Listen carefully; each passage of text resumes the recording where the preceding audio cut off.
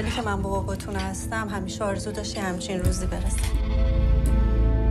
خب الانم که قاضی تحقیقات شده این خطرها هست دیگه. آفرین بابا جون. بدشانسی این شلوغی ها همزمان شده با شروع کار من تو این شهر. تو هم شعار دادی؟ شعار دادم سریعم در آوردم. بابا چرا مردم دارن میدونن؟ اینو بهم دادن برای حفاظت شخصی. برای چی؟ حفاظت از خودمون. جلوی چشام دوستامو کتک زدن گرفتنشون. خودم میدونم چی بگم چی نگم. دیگه برای من تعیین تکلیف نکنی ها. به خدا میذارم از این خونه میرم. از یه سری اوباشی که تمام مسئلهشون لخ شدن تو خیابونه حمایت میکنی. اصلا به عنوان پدر نه، به عنوان کارشناس که اندازه سن تو این سیستم بوده بهتر از تو نمیدونم چه خبره. نه. چون توشی.